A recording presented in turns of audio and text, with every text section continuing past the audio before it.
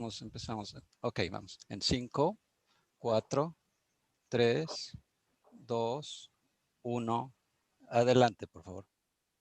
Buenos días, bienvenidas y bienvenidos a esta actividad del Seminario de Historia Internacional, en la que tenemos el gusto de presentar el libro The Rise and Fall of OPEC in the 20th Century de Giuliano Garavani, y contaremos con el comentario de la doctora Ana Covarrubias. Antes de comenzar, queremos compartirles que a partir de ahora las actividades del seminario contarán, además del Centro de Estudios Históricos y el Centro de Estudios Internacionales del Colegio de México y el Centro de Investigación y Docencia Económicas, con la participación del Center for Comparative International Studies de la Universidad Ca' Foscari, Venecia. Doy la palabra a Duccio Basosi para que nos pueda dirigir algunas palabras. Really, algunas palabras. I'm going to speak English only to say thank you to the colleagues and friends of the Colmex and CIDE. We are very happy from Ca' Foscari to be organizing and participating in this set of seminars, and we hope to consolidate this in the future. I'm very happy to see old friends like Giuliano and Vanni, who is actually visiting us in Ca' Foscari in this period. So looking forward to this presentation and discussion. Thank you very much. Muchas gracias. Y bueno, aprovecho para presentarme y agradecer a los doctores Daniel Kent, Vanni Patina y Humberto Beck por haberme invitado a participar en estas actividades. Soy Itzel Toledo García y estoy haciendo actualmente una estancia postdoctoral en la Universidad Iberoamericana. Muy bien, bueno, entonces, para comenzar ahora sí con la actividad, voy a dar la palabra a la doctora Ana Covarrubias Velasco, quien es profesora e investigadora en el Centro de Estudios Internacionales del Colegio de México. Ella es especialista en la política exterior de México. Por ejemplo, ha escrito sobre las relaciones de México con Cuba y Estados Unidos. Además, tiene una gran cantidad de artículos sobre multilateralismo y derechos humanos. Entre sus obras podemos encontrar Cambio de siglo, la política exterior de la apertura económica y política y Caribe con Rafael Rojas, entre muchas otras más. También... Sí, Vani. No, adelante. Ok, bueno, le doy la palabra a la doctora Ana Covarrubias y después paso a presentar al doctor Giuliano Garavini. No, sería mejor que empezara Giuliano presentando. Sí. Bueno, perdón. Perdón, ok, entonces presento al doctor Giuliano Garavini. Él es profesor de Historia Internacional en la Universidad de Roma III. Su investigación se concentra en la integración europea, cuestiones de descolonización y sur global, y en la historia de la energía y recursos naturales. Es autor de After Empires, European Integration, Decolonization and the Challenge from the Global South, 1957-1986, y también ha coeditado libros como Oil Shock, The 1973 Crisis and its Economic Legacy, y Counter Shock, The Oil Counter-Revolution of the 1980s. Le doy la palabra al doctor Giuliano Garavini, por favor.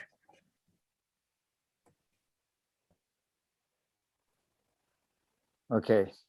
So first of all, I'm sorry, I'm going to speak in English. My Spanish is very basic, nearly non-existent, at least when I'm speaking. But I look forward to hear the comments in Spanish, in Castellano. The first thing I'd like to do is to maybe share with you a PowerPoint, if I can. And let me do that. Okay. Sorry. Voila.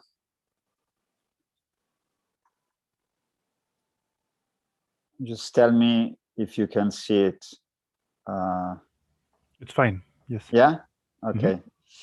So what I'm going to do is to obviously, instead of presenting my book, maybe just trying to highlight some features of the history of OPEC, which might be relevant or interesting for an audience that is not necessarily specifically interested in energy history or oil history. And what I'm going to do is basically to highlight 3 different aspects of OPEC that are broadly considered, I think, negative aspects of it.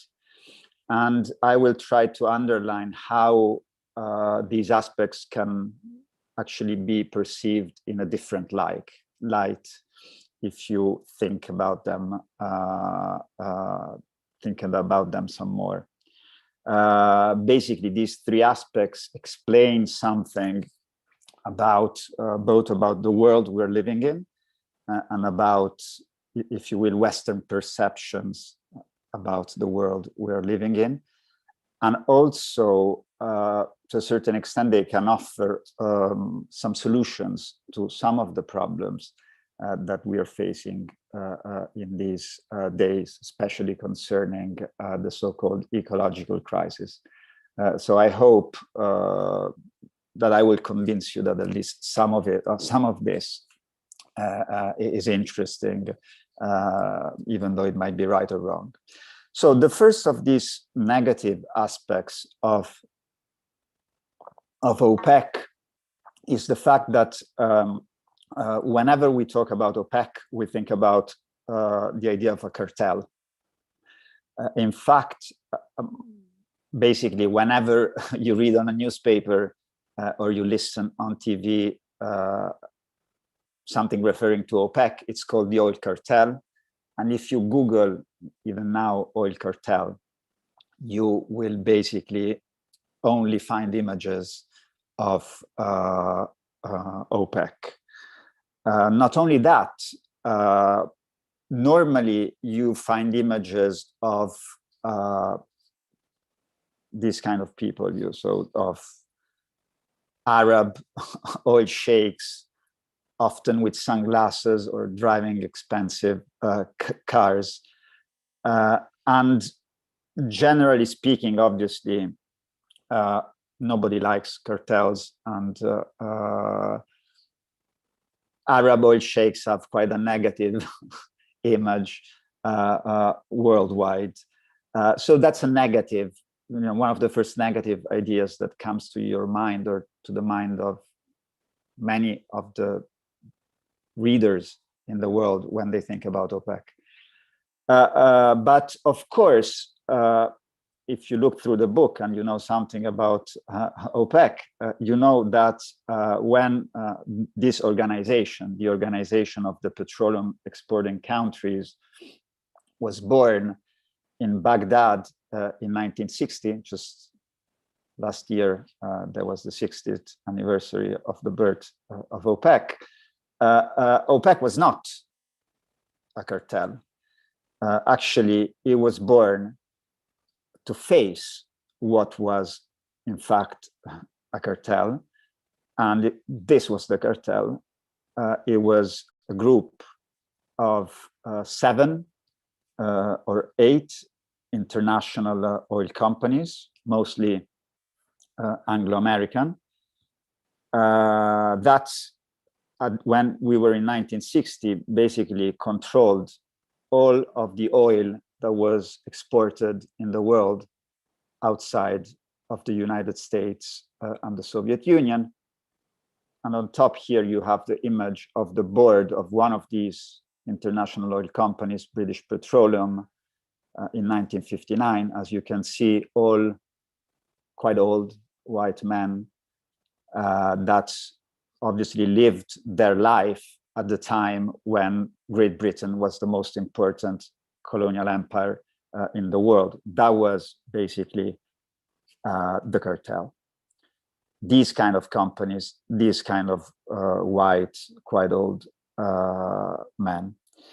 So why then was OPEC born in 1960? As I said, it was born against this cartel of 7 or 8 companies. And it could not control the prices. Obviously, if you are a cartel, basically you do two things. The first is that you try to control production of something. And the second is you try to control the prices of that something.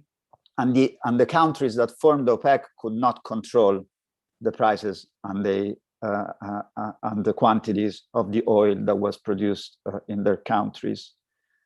What it could do is that it could try to decide together the taxation level of these companies. So they got together to say, we cannot control the prices, we cannot control the quantities of oil that is produced around the world, but we can try to tax these international oil companies at the same level. And the only way to do so is by discussing these things together, because let's say that Saudi Arabia increased the taxes on the companies. These companies, through their interlocking share of different consortium, would simply shift production to Iraq. If Iraq increased taxes, these companies would shift production to Iran. So the only way was to basically increase taxes on oil companies together.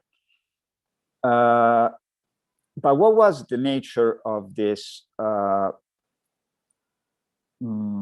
group of countries that got together to increase taxes on the oil companies?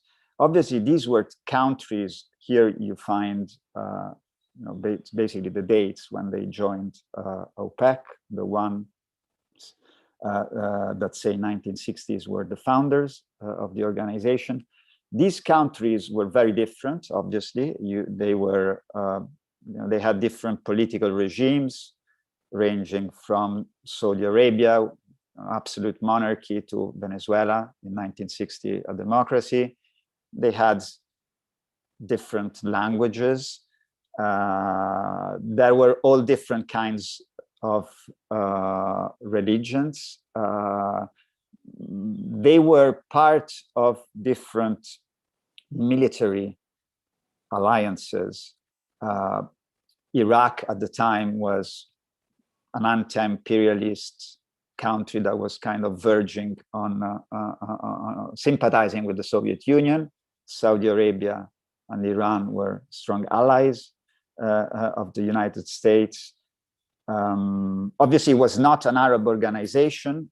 You know that Iran is not an Arab country. So basically, they were the developing countries coming from what was then called the developing world, and have very little in common, but gave birth to what I would call maybe, or what I called, at least in the book, the first international organization of the Global South. If a Global South actually existed, this was its first institutional embodiment, because the Bandung Conference did not give birth to any particular international institutions. The non-aligned movement, its first conference was only 1 year later, and it was never institutionalized before the 1970s. So actually, this was the first, if you will, embodiment, international organization of the global South, if a Global South existed. So it is interesting that this organization of the Global South, even though its members were so diverse, it's intriguing to try to understand what brought them together. And what brought them together, obviously, it's not the Cold War, because they were on different sides of the Cold War. It's nothing in particular, except one particular characteristics. And the characteristics is that in all of them, and to this day, there are the most productive oil fields in the world. So this is an organization that has been created based on the existence of similarities in natural endowments. So I think that in a certain way, to study OPEC is to study international politics with nature at its core. It's like nature plays a role in international relations. And if you look at international relations through the lenses of natural resources, you find this kind of triangular relationship between, on the one side, sovereign landlords. I will say a little bit more about what a sovereign landlord is, that eventually get together forming OPEC. You have the largest international consumers in the world that eventually get together forming the International Energy Agency. And then you have these international, very strong international oil companies until the 1970s, the strongest capitalist companies in the world that tried to cooperate together by forming an international oligopoly. So the first point is OPEC is considered a cartel. In fact, it is an international organization that based its existence on similarities in natural endowments, on a peculiar relationship to nature. And I think this, it's an interesting feature of it, which might tell us something also about the future. The second negative image of OPEC is the fact that it is associated with rent. Oil exporters equals rent. And the rent is something nobody likes, once again. I think nobody likes rent because in all the cultures and in most of the religions in the world, there is an idea that if you earn something, it must be through hard labor. You will find this focus on work in most of the religious textbooks of the world and in most of the philosophies. Rent is linked to the idea of undeserved wealth. And I think even more intriguingly, while land rent, which is a peculiar form of rent, actually the most important form of rent, was fundamental for the founders of the political economy. So for Adam Smith, for David Ricardo, for Karl Marx, rent was one of the key issues they wanted to understand. Was one of the three factors of production. There is labor, there is capital, and there is land rent. And if you don't understand the three of them, you don't understand capitalism. So what is interesting is that land rent came into so much a dislike, even not only among politicians, but also among researchers, that it basically disappeared from economic analysis at the end of the 19th century. I think the last books that in a way mention land rent as something important were written at the beginning of the 20th century. After that, you won't find any textbook in universities that attributes an important role to land rent. Here I explain, it's not like the founders of political economy liked rent. None of them actually liked land rent. Even Karl Marx, who is one of the greatest theorizers of land rent, basically considered it negative and even said that it should not exist in an ideal world.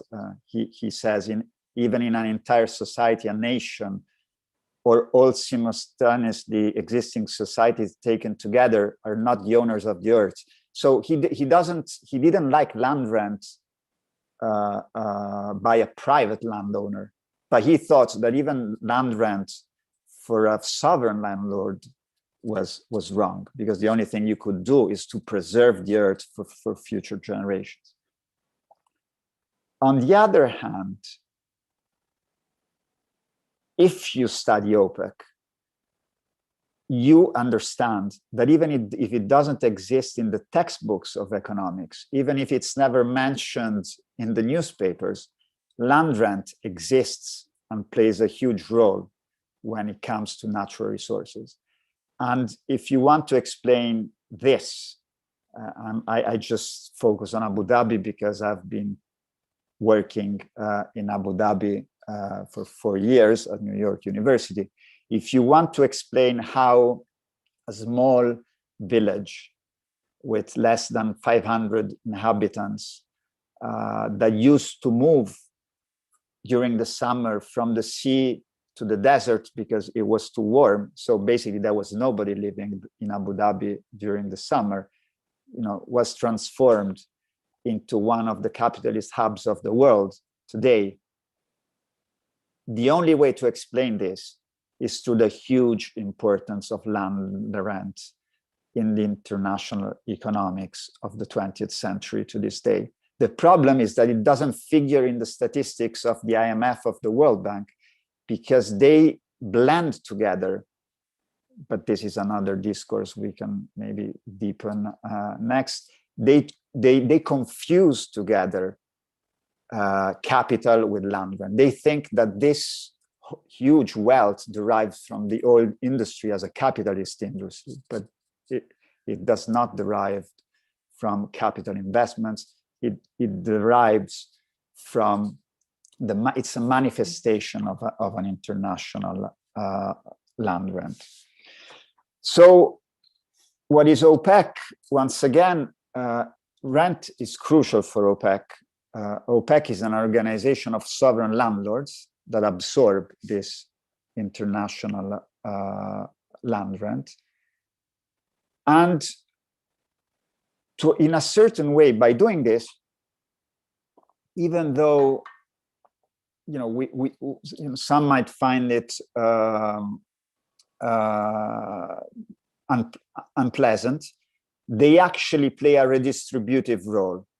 What they do is that they redistributed wealth in the 20th century from global capital and to a certain extent from global labor towards the governments of raw materials exporting countries.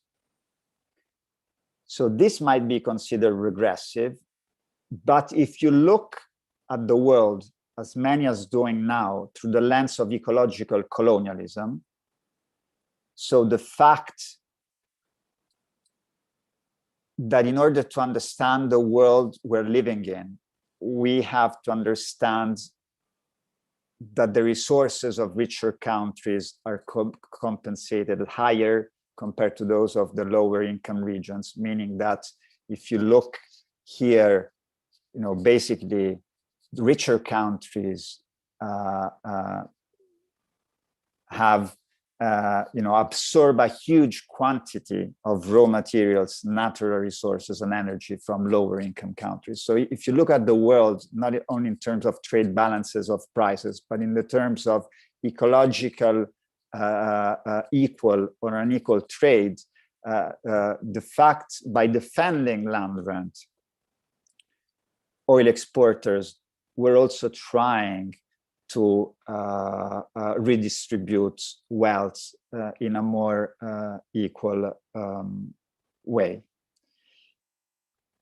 Once again, this we can discuss later, and I understand it's quite a theoretical debate, but keep in mind this issue of land rent. The other negative connotation of OPEC is obviously the link between OPEC and petroleum. And while I think up to a few years ago, maybe that would not have been such a negative connotation to be linked to petroleum. Obviously, today, it's a huge problem. Because petroleum is still today the most important primary energy in the world. actually didn't change so much in the last 20 years. Fossil fuels still play by far the most relevant role as primary energy sources.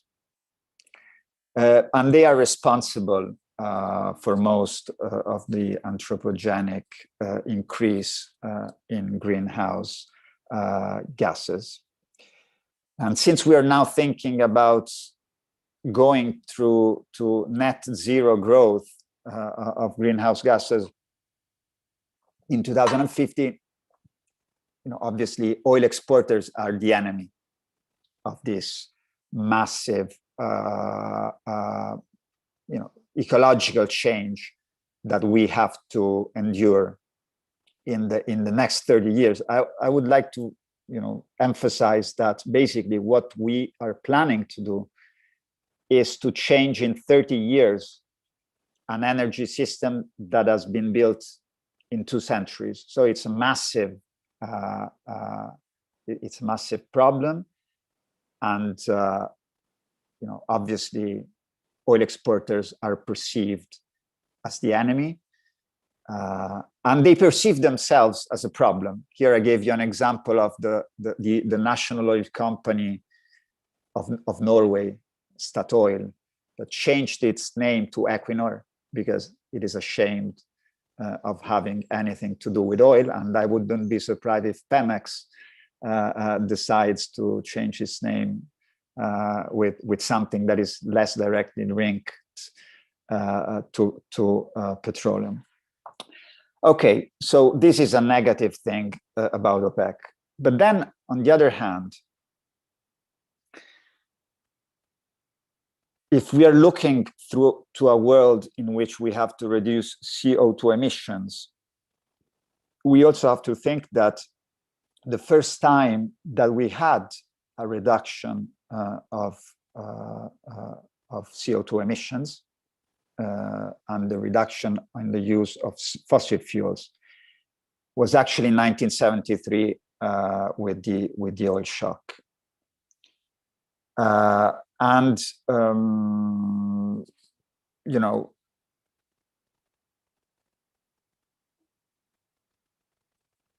Why did that happen?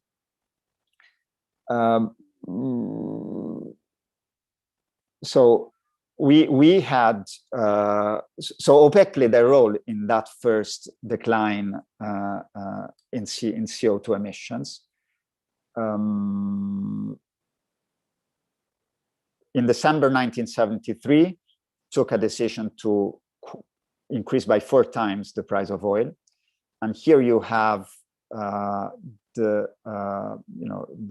the minutes of OPEC that you can actually see in my book, the Iranian Minister of Oil, Jamshid Amouzgar, Iran was by far the country that had the most important role in the increase of oil prices in December 93, explaining why OPEC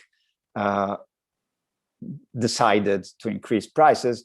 And he says that the reason was to develop alternative energy sources, because the idea was that the industrialized countries were over-consuming petroleum, and this would lead to the depletion of oil production in OPEC countries.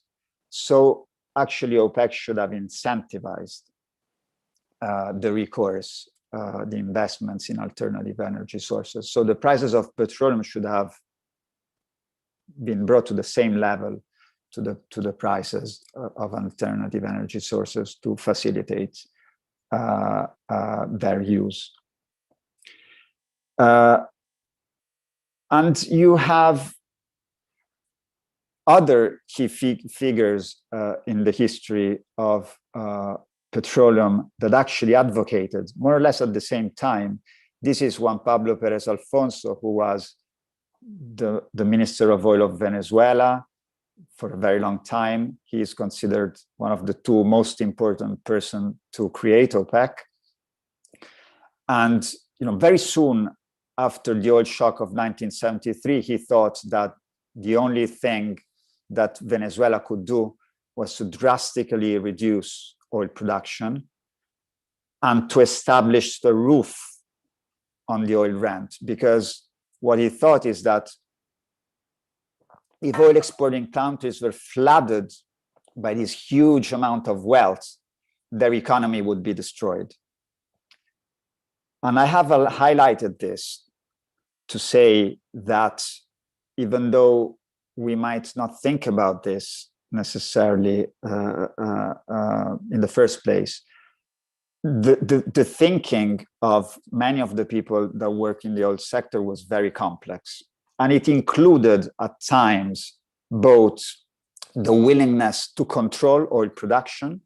Actually, OPEC, at least for the Venezuelans, was also thought as an agency that had to control global oil production to avoid this massive increase in the production of oil. And also, it was also made of people that feared, to a certain extent, the impact of this unilateral financial transfers coming from, this massive wealth deriving from the sale of oil. So why is this important? Because today we are starting to think that it will not be enough if we want to shift from fossil fuels to renewables only to use market mechanisms such as incentives to do so. Somebody is starting to speak about supply side climate politics. So policies that actually force, to a certain extent, to control production or to reduce production. And we have examples in the history of OPEC of political figures and policymakers who thought in terms of, limiting oil production, forcing the investments of alternatives. So in the very history of OPEC, there are examples of people who thought in those terms that actually, to a certain extent, would also explain us some of the problems, but some of the opportunities of today's for these countries.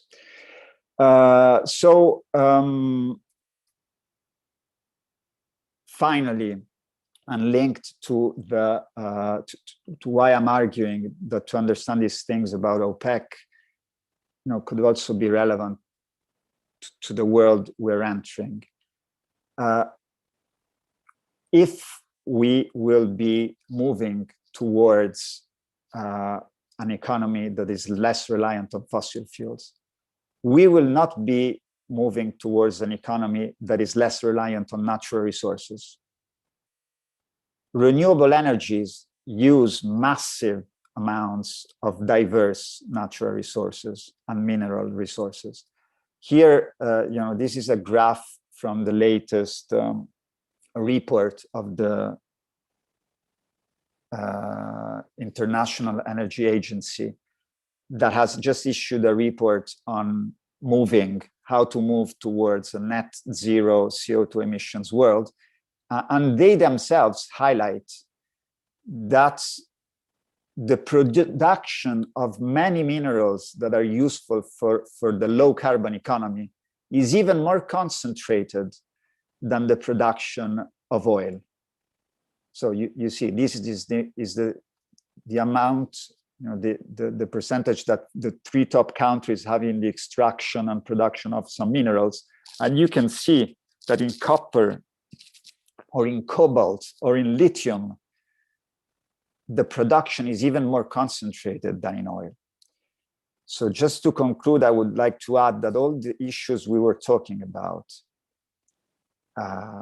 the role that natural resources play in international diplomacy, the role that land rent plays in international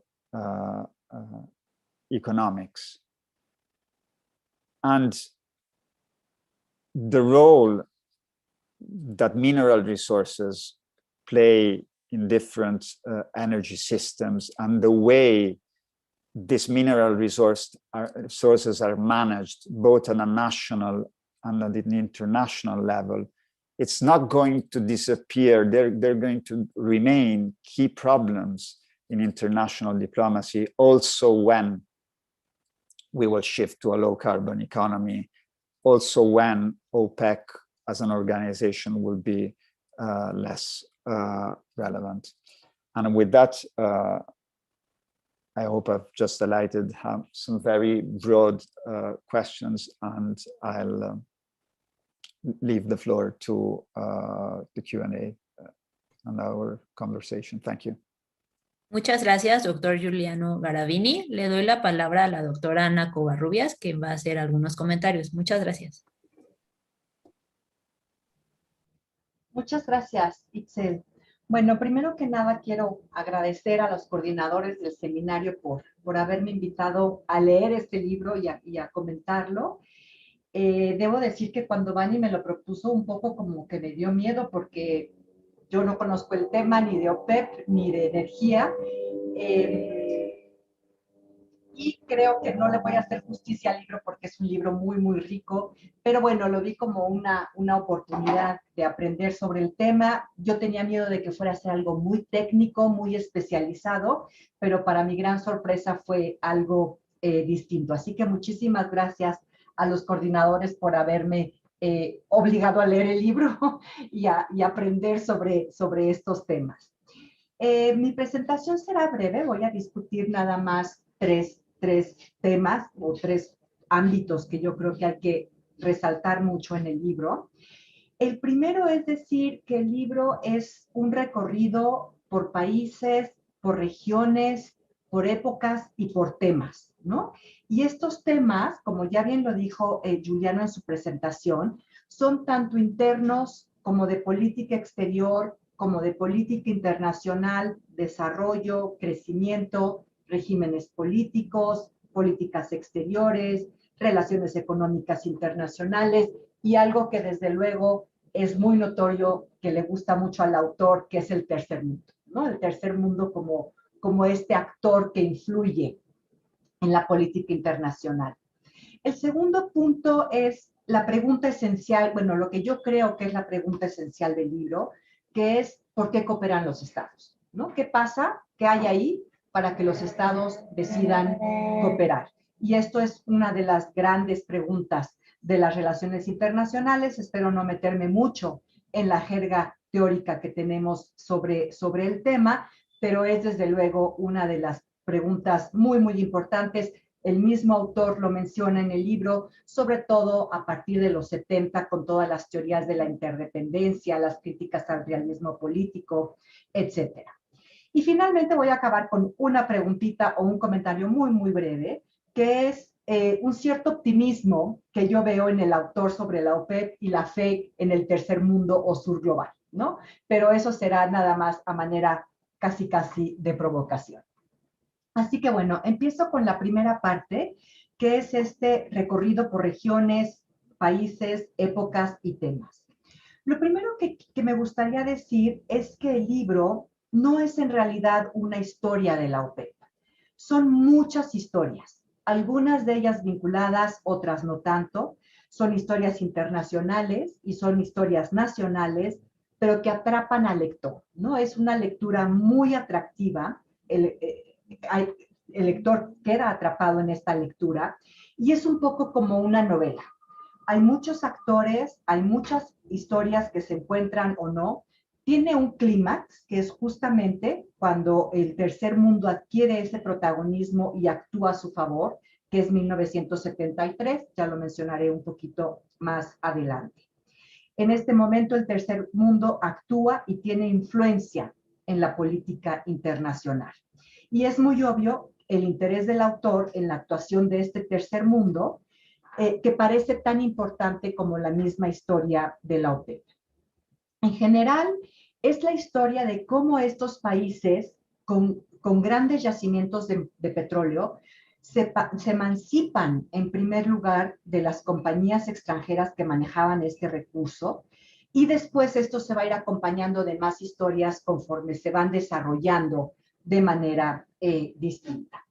Y también debo mencionar, y qué bueno que puso una cita de Pérez Alfonso en su presentación, el autor, el papel de los individuos que van tomando decisiones muy importantes y que finalmente llevan a las políticas que moldean una política internacional.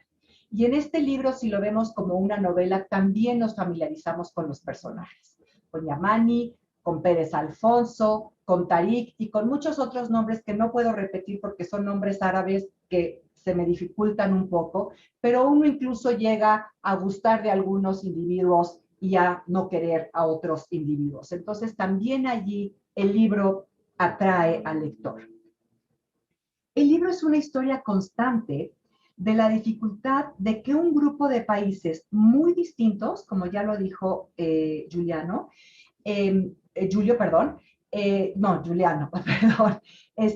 países muy distintos, lenguas distintas, sistemas políticos distintos, religiones, ideologías, etcétera, encuentren intereses en común. Cómo en las distintas épocas en las que ellos van avanzando en esta emancipación, en tener su recurso natural, cómo van a ir encontrando esos intereses en común. Y voy a citar al autor. El autor nos dice que en la década de los 60, los miembros de la OPEP tenían, y cito, el interés común en quitar el poder de decisión de las compañías y apropiarse de una mayor cantidad de ingresos por petróleo.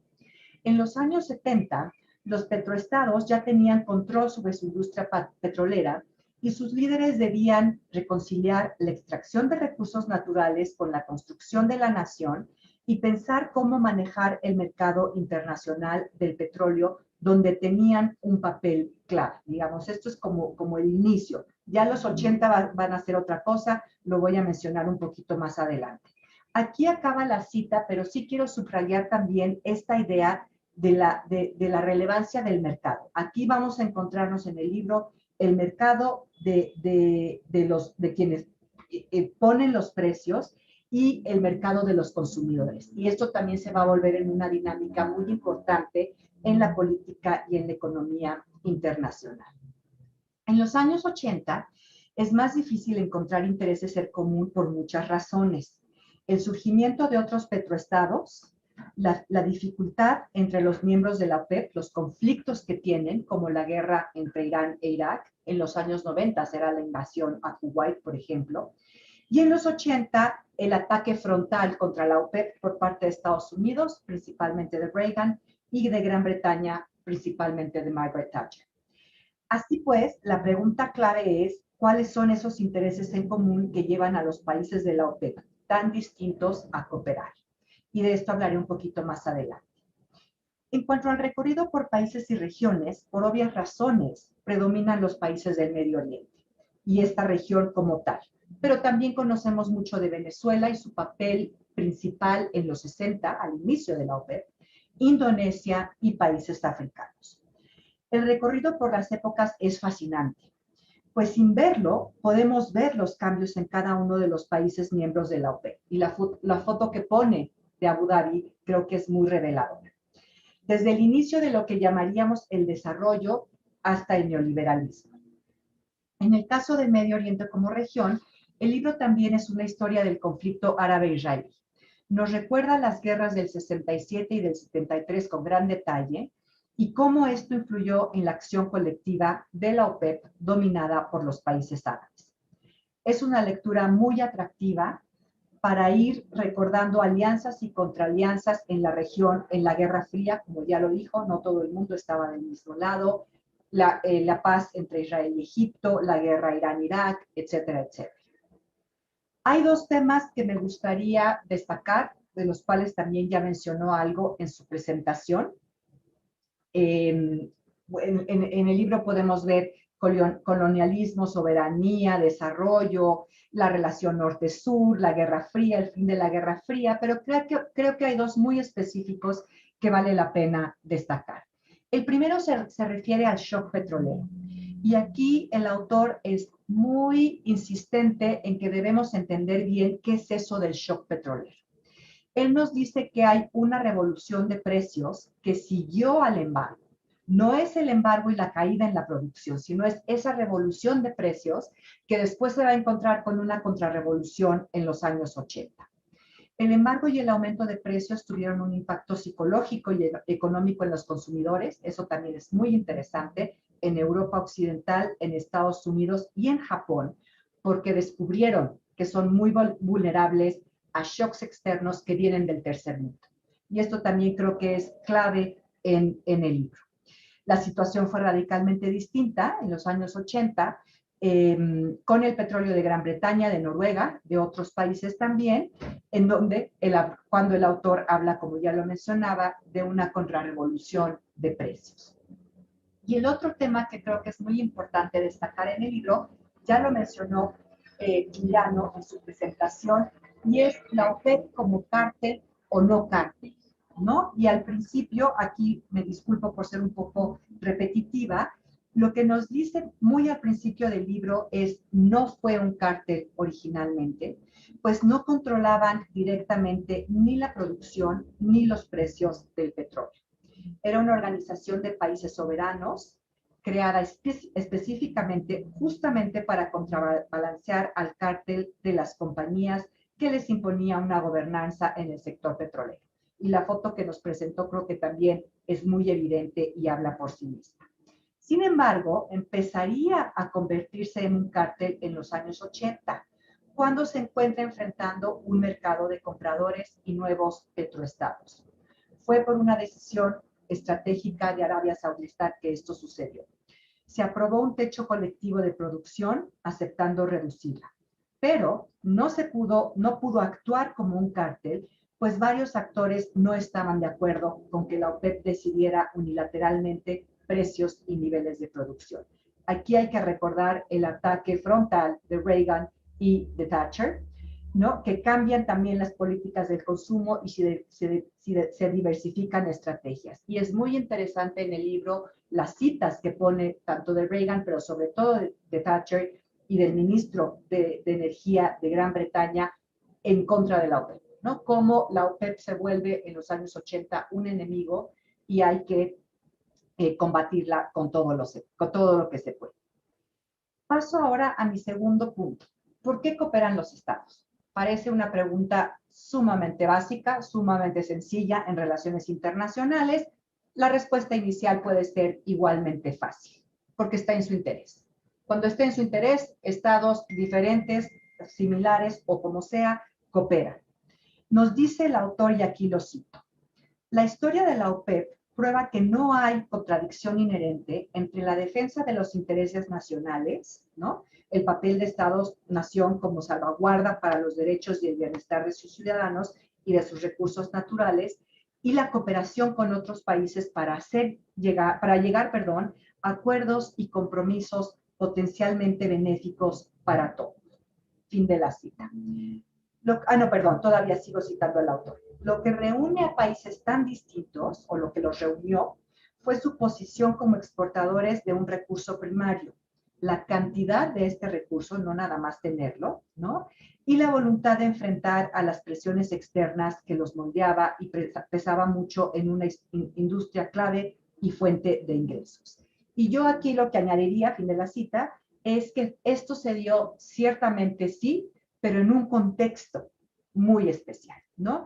En la jerga de relaciones internacionales, cuando hablamos de cooperación, hablamos de ganancias absolutas y de ganancias relativas, ¿no? ¿Por qué coopera el Estado? Por tener una ganancia absoluta o por tener una ganancia relativa y tener más que el otro, ¿no? O adelantarse al otro. Aquí normalmente se habla en general de la ganancia absoluta y se habla también de que cuando se da la cooperación es porque hay un contexto en donde hay información entre los estados y hay una certeza de cómo van a actuar, ¿no? Y aquí en la historia de la OPEP vemos que esto sucede a veces, pero no siempre, ¿no? Sí tenemos, sobre todo en los 80, cuando ya enfrentan este nuevo contexto, un problema de ganancia relativa y de tener más espacio en el mercado. Entonces, aquí también nos puede explicar por qué la OPEP no fue tan exitosa en los años 80, ¿no? La cuestión de las ganancias no es tan simple cuando uno mira todo el desarrollo de la OPEP que nos da el autor, desde su creación en el 60 hasta casi los 90, invasión a Kuwait, etcétera, etcétera. ¿no? Queda clara la relevancia de las ideas, no nada más es una cuestión de ganancias. En el 73 fue muy importante lo que estaba pasando en la región y fue muy importante la guerra, la invasión de los israelíes. No fue nada más una ganancia absoluta. Entonces, por eso creo que el contexto debe ser muy importante, lo debemos tener en cuenta y también ver que justamente la diversidad de los países de la OPEP fue parte de su debilidad. No fue solo su fortaleza en los 60, en los 70, no importaba que fueran distintos, había algo que era muy importante, que eran los recursos, que era, perdón, el petróleo. Pero ya en los años 80 vemos que sí importa la guerra Irán-Irak, que sí importa la invasión a Kuwait en los 90, etcétera, ¿no? No nada más es una cuestión de la ganancia absoluta. Esta diversidad entre ellos no les permite enfrentar los grandes retos en los 80 del surgimiento de otros petroestados, de fuentes alternativas de energía y, como ya lo mencioné, del embate de Reagan y Margaret Thatcher. Y esto me lleva a mi último punto, que es lo que yo percibo como un cierto optimismo del autor respecto de la OPEP y del tercer mundo o ahora sur global, ¿no? Y aquí mi pregunta es, ¿el éxito de la OPEP no fue porque se trató de una coyuntura muy especial, que es difícil que se repita? La cooperación se dio por tener ese recurso, por tener una identidad más o menos similar, por ser países en desarrollo con este recurso. Y finalmente, ¿un país industrializado habría entrado a la OPEP o no? ¿Por qué los países industrializados no les interesa entrar a la OPEP aun cuando tienen este recurso, ¿no? Si el recurso es lo que nos explica la cooperación, entonces, ¿por qué el país industrializado con el recurso no entra? Y si esto no sucede, entonces, ¿qué nos explica la cooperación? O, en última instancia, el fracaso de cooperar en los años 80. Y ahí terminaría diciendo que es un libro que pues realmente me metió en una lectura que nunca imaginé que iba a disfrutar tanto, ¿no? Como lo decía, y que es un libro que enriquece no solamente en el tema de energía, no solamente en el tema de la OPEP, sino en este recorrido por tantos países y por tantas épocas que resulta en un libro de historia internacional sumamente valioso. Muchas gracias.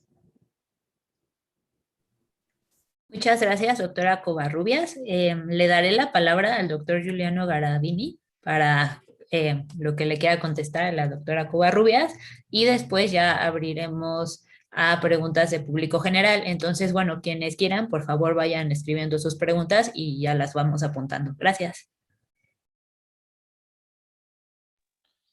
Sí, first of all, I would like to thank Anna for the comments and say sorry. I had some problems here at home with my babies coming in the room. I hope you didn't notice too much. But anyways, the comments I think were quite or noted many of the things that I tried, the issues that I tried to address in the book, and I was happy. I don't know if to be happy or not, but I was happy that Anna underlined, in a way, the positive image that OPEC has in the book. You sometimes wonder when you write a book about something, it can either be that you really dislike what you're writing about, or you're kind of intrigued, but never, I think, that you're indifferent. So I wasn't in this. So let me tell you, in a way, to respond to this comment about the positive image that OPEC has in my book. Let me explain you why I'm an Italian. Italy is not an oil exporting country. Far the opposite. Is one of the countries in the world that is more dependent from the imports of fossil fuels. So it's really in the spectrum of what could be more similar to OPEC countries, Italy is on the other side. So what intrigued me as an Italian about OPEC? The first thing, obviously, there is, and here I'm saying things that obviously for Italians are widely known, but not necessarily for non-Italians, is that, as some of you might know, Italy has a peculiar history when it comes to petroleum, because the national oil company of Italy, Eni, was created in 1953 by a person called Enrico Mattei, who is still to this day a very well-known political figure.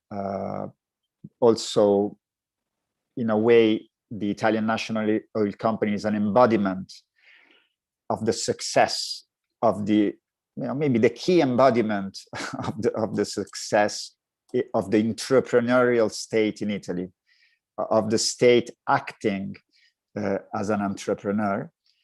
And the Italian National Oil Company had a significant, I wouldn't say a key, but played a role in the creation of OPEC, because it was the first company that offered to these oil exporting countries contracts that were more favorable compared to those that were offered to them by what I defined as the International Oil Cartel, this group of companies that actually, it was Mattei, this person, that defined as the Seven Sisters, and to this day they're still remembered as the Seven Sisters.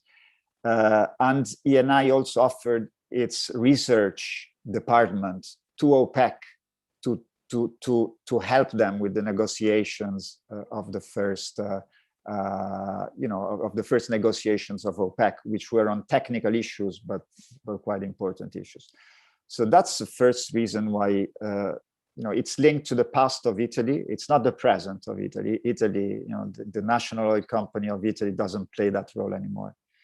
But a lot of Italians, I think, are still fond of that memory of Italy, in a way, trying to play the role of the bridge between the capitalist world and the countries in the Middle East and Africa that were decolonizing. And so that's, that bridge, in a way, was also a bridge for me to be interested in the history of these countries that were decolonizing when it came to oil.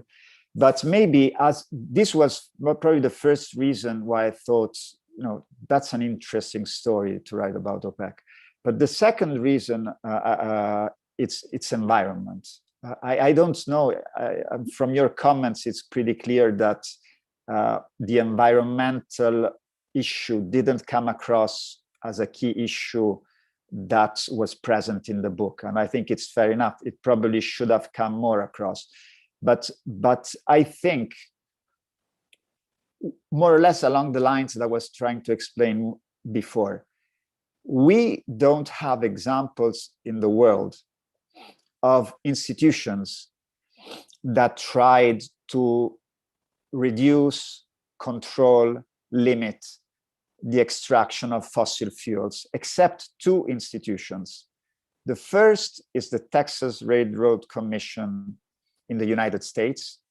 This is very important because the United States is the country where the oil industry was born.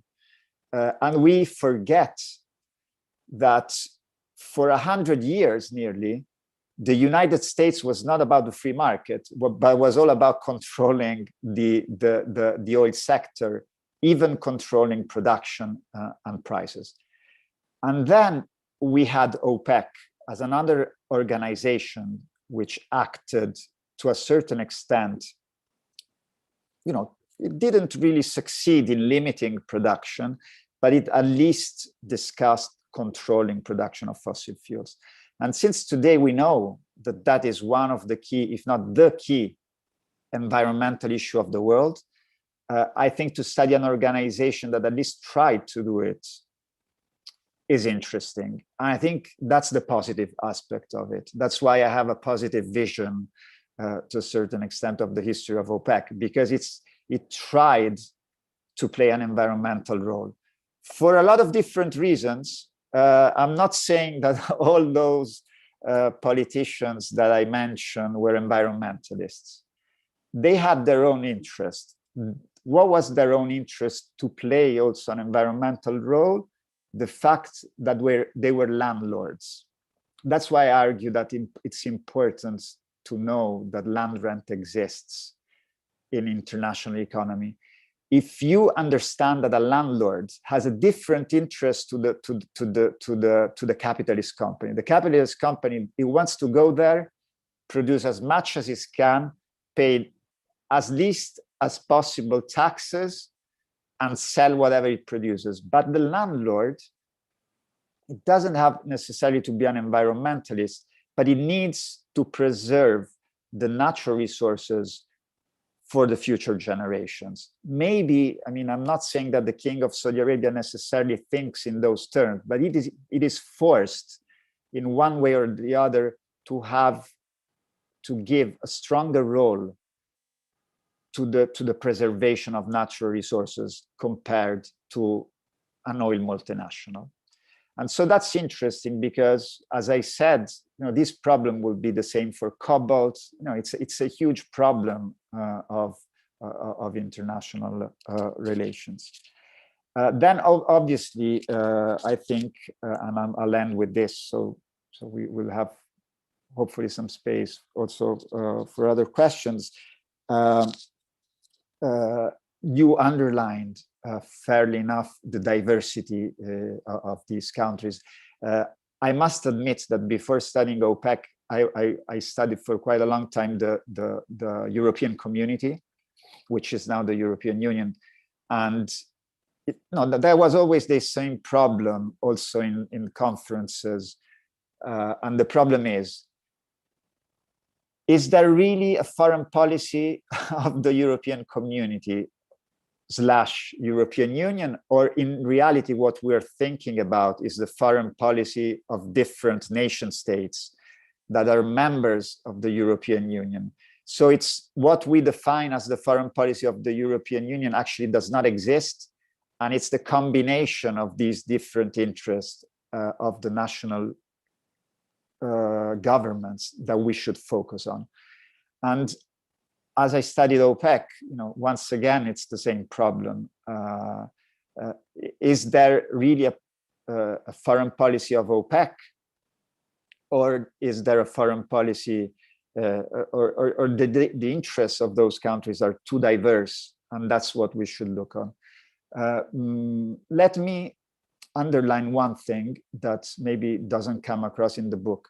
In reality, the history of OPEC, from my point of view, and this is not my idea, basically 90% of the ideas of my book come from my Venezuelan colleagues. So I read what they wrote in Spanish, translated much of it into English, and wrote a book. So the only thing I'm lucky is that most of the people in the world don't read what the Venezuelans wrote.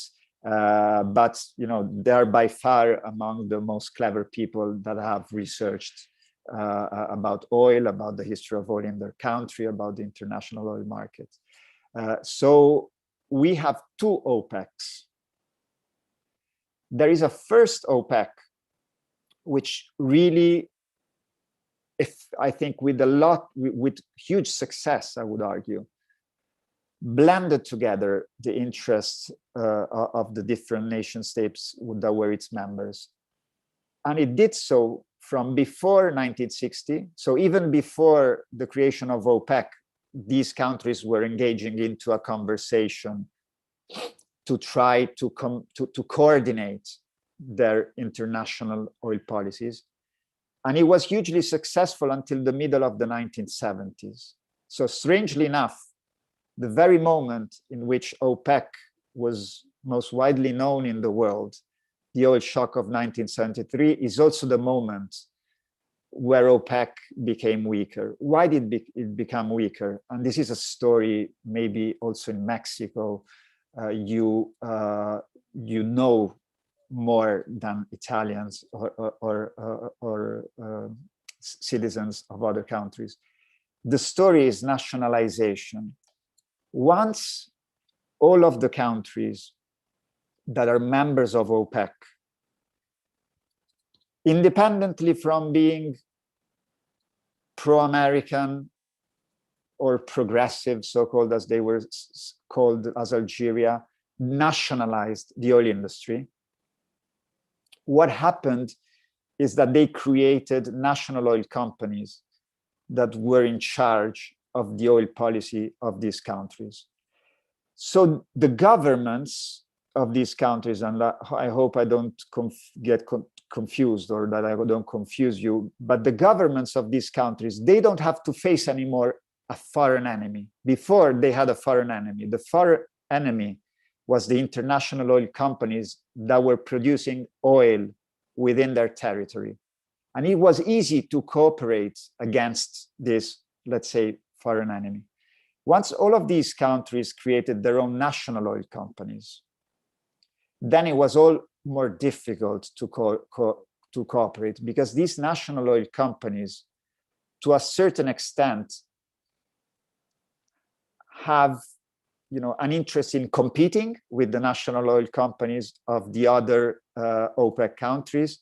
And also they have an interest in being free from the embrace of the state in which they live in. So the national company of Venezuela, which I mentioned in the 1990s, wanted to get out of OPEC because it thought, you know, why should we be members of an organization that wants to limit our production?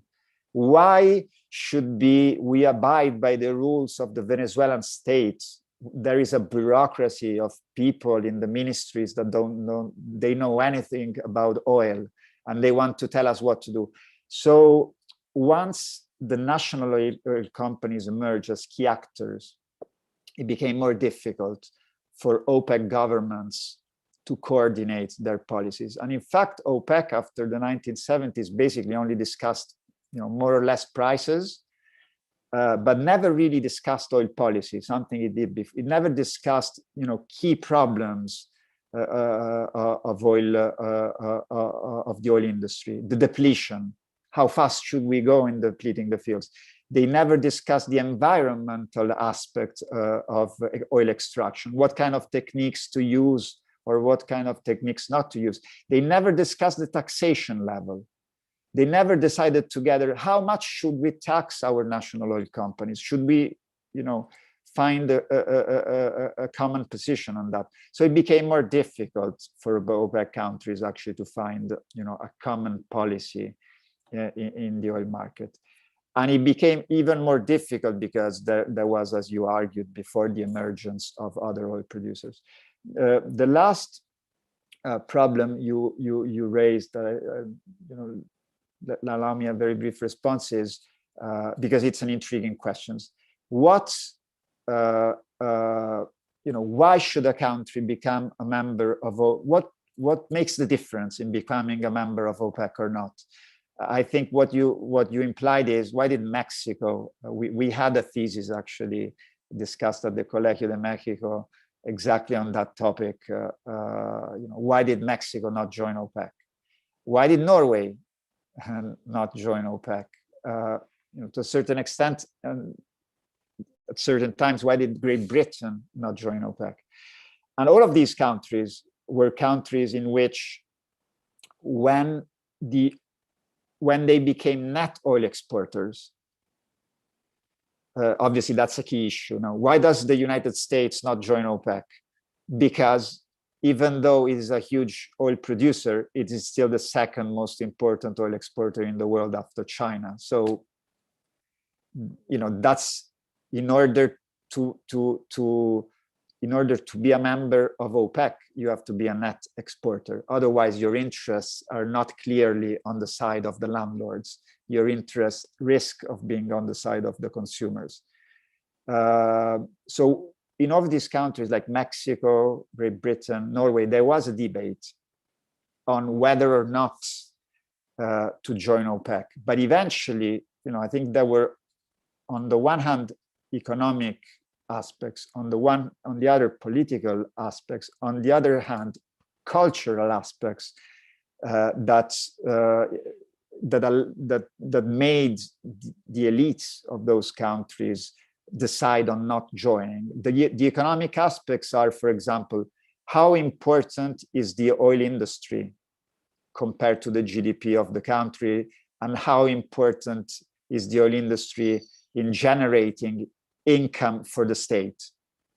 It's different in a country like Saudi Arabia, where the oil income generates basically all of the income for the state. So if Saudi Aramco doesn't produce oil, Saudi Arabia does not exist. It's as simple as that. And Norway, where the income generated by taxing exports is anyway, less than 20% of the income. It's still important, but it's much less. So there is an economic aspect to it. There is a political aspect. If the countries that get together in OPEC and decide to limit production, they exert a direct challenge to a certain extent on the largest industrial countries in the world.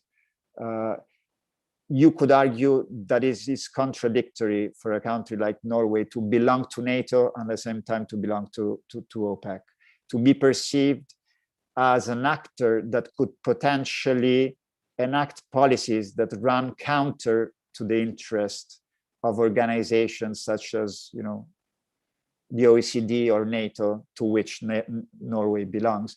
And then there is a cultural aspect. In order to be a member of OPEC, a country has to a certain extent, accept the idea of being a landlord, of being a country that has a key interest in export, deriving from the exporting of a natural resource. It takes a cultural mindset to accept being basically dependent on rent, accepting that rent is a key determinant of the foreign policy of a country. This applied to history. For example, in the case of the Soviet Union / Russia, until the Soviet Union existed, Russia never really, in the 80s, it was in a position in a way to enter into a dialogue with OPEC, but it never did so because it always perceived itself culturally as a big technological and industrial power with basically which could never be identified as a raw material exporter. It would not have been accepted culturally, I think, by the Soviet elite. But then, you go back to these days, and I guess the Putin presidency is more willing to accept that Russia now can, to a certain extent, be identified, like it or not, also as an important raw material exporting countries. And in fact, Russia today is basically a member of OPEC. I mean, it's taking all of these decisions together with OPEC. So the only thing that's, it's not formally, it didn't formally enter the organization, possibly because it perceives itself as too important to be part of an organization, the same organization with Saudi Arabia. But it's basically implementing most of the decision that OPEC is taking. And I'll leave it at that. Thanks. Muchas gracias. Hasta ahora tenemos algunas preguntas, entonces las voy a leer. Unas están en el chat de Zoom y otras llegaron por YouTube. Entonces, hay una de Francisco Beltrán Domínguez que dice, how do you think that OPEC was defeated by the chemical sector in 1980 and ahead and defeated in 2008 and ahead? Y luego agregó, price by oil barrel increased from 1970 at $1.25 per barrel to $30 in 1980, and a reduction to about $20 in 2000, and a big increase to $150 per barrel in 2008. Which was the role of the chemical sector to defeat OPEC? Esa sería la primera. Y bueno, también agregó ahorita, do you see OPEC countries in 1 century as a wasteland? Y ahora otras preguntas que llegaron son, la primera, bueno, le pregunta si podría contar un poco más, o bueno, expandirse sobre la relación entre la Unión Soviética y la OPEC en los años 70 y 80, por favor. Y una otra pregunta es, ¿cuáles son las razones por las cuales los países de la OPEC pudieron formar un cartel exitoso, mientras que otros países productores no pudieron para otros minerales o para cuestiones agrícolas? Y perdón, Sí. acaba de llegar otra, que así se las Sí. damos todas. Y de Georgia Accardi, thank you, Professor Garavini, for being here. My question is more a curiosity. How was the research process like while writing the book? Thank you.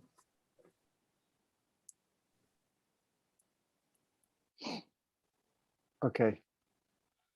I'm not sure I'll be able to respond to all of them, but anyways, let me start with the research process because I just hinted to it before.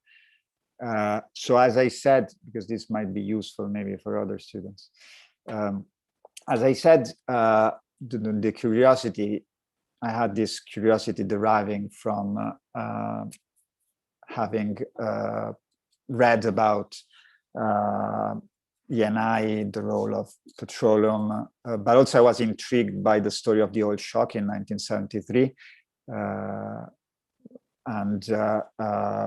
I wanted at the beginning to write a book about the oil shock of 1973 because it's this pivotal moment in the history of the 20th century that any historian say, you know, the world changed after 1973, normally for worse. At least that's what the majority of history books say. The standard is Eric Hobsbawm, who in the short 20th century writes, I don't know, something that we go from, it starts the moment of the decade, the decades of crisis after 1973. So I wanted to know more what had happened in reality in 1973.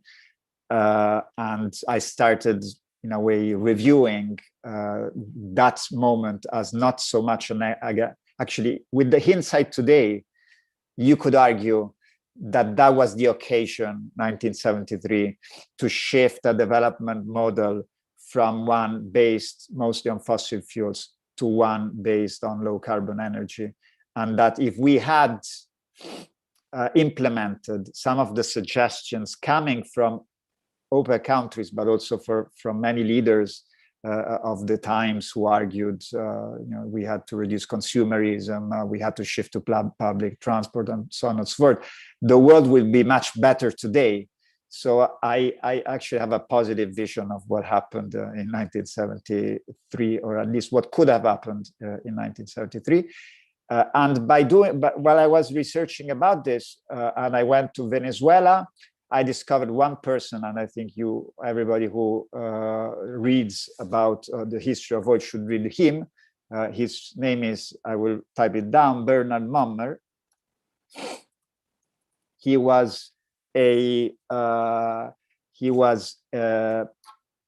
a German who went to Venezuela to work as a mathematics professor in the 1970s, and joined the far left of, you know, possibly even was close to, you know, revolutionary movements. And I don't know if he actually was fighting against the democratic government, but, you know, probably was very close to that group of people. And he became an expert in the history of oil in Venezuela. You know, maybe today he's the most important theorist of land rent. I think the only theorist of land rent that I know. And he wrote a book called La Cuestión Petrolera, which I found incredibly illuminating for me on the history of oil in Venezuela. And I wrote to him at the time. He was the governor for Venezuela in OPEC. he was, the mastermind behind the oil policy of Chavez until Chavez was president of Venezuela. So I wrote to him and I said, I'd like to meet you. And I wrote him a letter, actually, not an email, on paper. And we met, we discussed, he was in Vienna. And, basically, I had access, I'm not saying it was through him, but in a way it helped, to the minutes of all the meetings of the conference of OPEC from 1960 to 1986. Now, anybody who's interested, I've deposited them at the university, at New York University, at NYU Abu Dhabi. So basically, the reason why I decided to write about OPEC is that I had this source, which nobody had. So everybody wrote about OPEC, but not knowing what these oil ministers would be discussing when they were meeting in OPEC. So now we know because, we know maybe also for other reasons, there's memoirs, there's newspaper articles, interviews, but this document was a bit the basis on which this series of documents on which I wrote my book. And I discovered interesting things, such as the one, the thing I tried to explain you, that when OPEC discussed the increase in prices in December 1973, they were not speaking about the embargo. It was a much more important thing that had to do with the fact that oil was the key energy source in the world, and it was underpriced.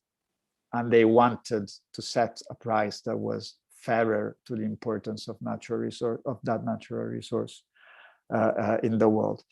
And so that was the process in which, which to a certain extent led me to write a history of OPEC. I mean, I had a source on which to write it. Then about the Soviet Union and OPEC in the 1970s. So the question is, the two had no relations, significant relations one with the other. The Soviet Union benefited, obviously, from the increase in oil prices. With hindsight, we might also think that, as for Venezuela, also for the Soviet Union, that increase in oil prices has been problematic because it forced, there was an energy crisis also in the Soviet Union in the middle of the 1970s. They had problems in the quantity of oil and gas that was produced. And since many, the countries in Eastern Europe were relying on the exports of the Soviet Union, that was a problem. And it led to a massive investment of the Soviet government in the gas sector. Basically, in a way, it became the key industrial investment of Russia, became the investment in the gas sector to build this pipeline that would send Russian gas to Europe. With hindsight, we could also consider that massive investment was not necessarily the right choice for the Soviet Union. But if you're talking about the relationship between the Soviet Union and OPEC, that weren't much. They were going on in parallel directions. There were conversations in the 1980s when the prices of oil went down, but never led to something, to what happened after, I think, 2016. I don't remember the exact year. So the creation of OPEC Plus, the formal creation of a dialogue between OPEC and Russia. Another question is what's going to happen to oil exporting countries once there will be a shift. And I guess as you, we are all convinced that there will be a shift towards basically renewable energy sources, basically towards solar. At least if we read the International Energy Agency, it's going to be basically towards solar. I think I mean, there's no destiny of decline. There are several options for oil exporting countries if they keep cooperating. The first thing is that if they cooperate, they can also cooperate in a world that uses less and less oil, and their cooperation could keep the prices of oil, because the real risk for these countries is to go like Venezuela. You know, Venezuela, until before Maduro, used to produce 3 million barrels of oil per day. Today, Venezuela is producing less than 300,000. The consequence of this, plus the rest, is that basically the country has imploded. So Venezuela is the image of everything that could go wrong. Massive emigration. Venezuela has probably the worst emigration problem in the world, even worse than Syria. So it's the example of disaster. The collapse of the state, hyperinflation. If I think about Venezuela in the period that I studied, when it was the richest country in Latin America in GDP per capita, and you look at Venezuela today, you have an image of, you know, what could go wrong. But through cooperation, you know, there's ways to manage the reduction of production so that it moves more smoothly and the prices are up. If solar is the alternative to oil, one might think that there is a number of countries that are members of OPEC that enjoy quite a good comparative advantage on solar energy, even as exporters potentially of electricity or hydrogen produced from solar energy. And overall, moreover, any projection about the future of oil does not argue that we will stop producing oil in 2050. For example, that report I mentioned of the International Energy Agency said that we will shift from producing 10 million barrels of oil per day in 2019 to producing 24 in 2050. Now, I think 24 million is still too much because that relies on reforestation, on carbon capture and storage. Maybe it's not going to be 24, but guess what? Who's going to produce those 24? You know, my guess is it's going, if there is some form of international cooperation on this, it's going to be the countries that have the, you know, in which oil extraction is cheapest, generates less environmental problems because maybe is located in areas that are more far away from the cities. So, you know, they have a role to play. What's the potential problem? The problem, I think, is there are two problems. The first is if this transition happens according to market mechanisms. So if OPEC collapses and the production and prices of oil depends from this huge instability of the market, that's a problem. I mean, that could destroy oil exporting countries in 2 years, because when prices go to $5 a barrel, you know, that you can have revolutions, you can have starving people, anything can happen. So that's a risk. And the other risk is, as I said, that these countries lose control over the oil sector.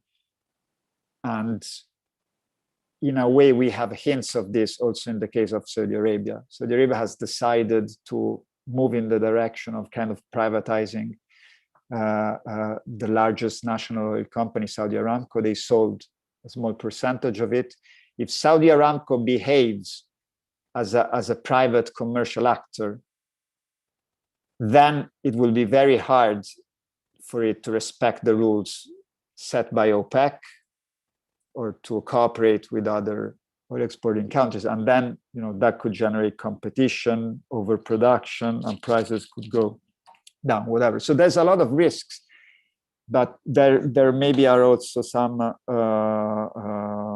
opportunities. There was also a question on the chemical sector, but I must admit I didn't really I didn't really understand exactly what was meant by the of the chemical sector. Yes, I'll stop at this. Muchas gracias. Tenemos dos últimas preguntas, si las pudiera contestar rápido, porque en un momento tenemos que terminar, perdón. Sí. Entonces, se las leo. Bueno, ambas le agradecen su presencia aquí. La primera es, what do you think about the energy and economic transition project launched by Prince Mohammed bin Salman, the so-called 2030 vision in KSA? Y la segunda es, si podría ahondar sobre la diferencia entre las fuentes que hablan de la OPEC desde la perspectiva del norte y del sur global. Muchas gracias. Okay, so las fuentes son las sources, no? It's archive sources. Okay. Sí. Sí. So goes back to the research. Obviously, there's an imbalance of sources available between sort of global north and global south, in the sense that we have, in the case of the global north, access to archives of foreign ministries, of some international oil companies, such as British Petroleum, at least until the 1970s, or Eni. Also Statoil, but Statoil was created later. We have access to a number of archives of international institutions and so on and so forth. For the global south, I'm meaning the if you will, the members of OPEC.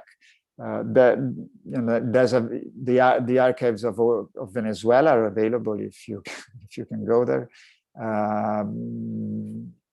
Some of the archives of the Algerian archives are available.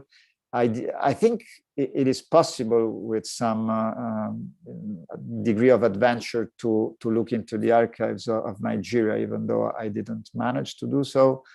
But generally speaking, it's more difficult because it's difficult to have access to, it's impossible, I would say, I don't know, to have access to the archives of the national oil companies.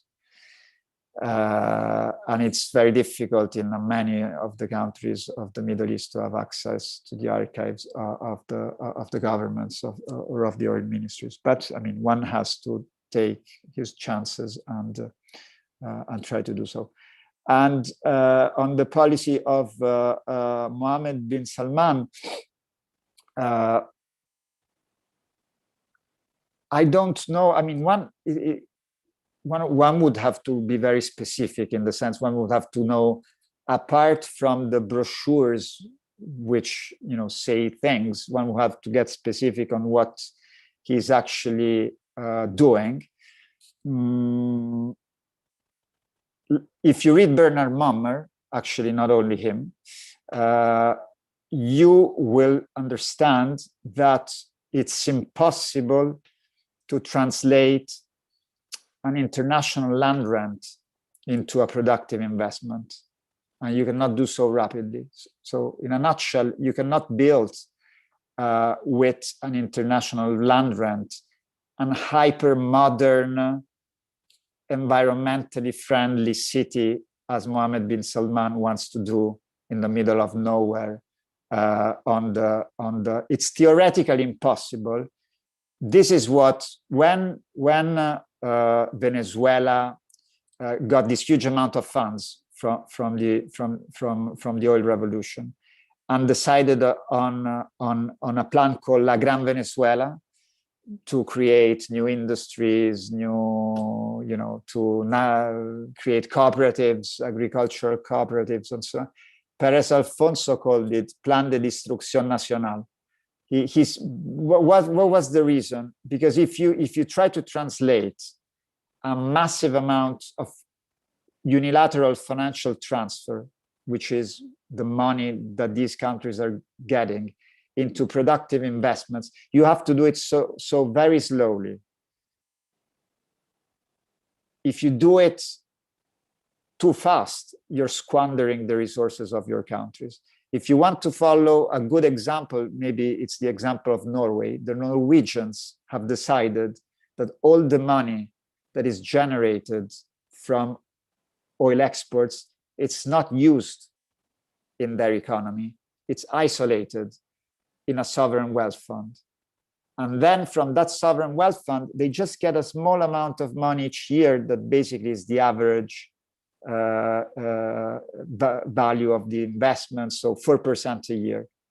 So they had, in a way, the wisdom to understand, probably, you know, out of a political debate, that it's impossible to translate an international land rent into productive investment in a rapid way. And this seems to be a bit the roads taken by the king, the prince of Saudi Arabia, and, you know, it potentially could lead to a lot of problems for Saudi Arabia. Excelente, muchísimas gracias, doctor Giuliano Garavini, por esta plática y todas las interesantes respuestas. También a la doctora Ana Covarrubias por haber dado un interesante comentario, que surgieron más comentarios y preguntas.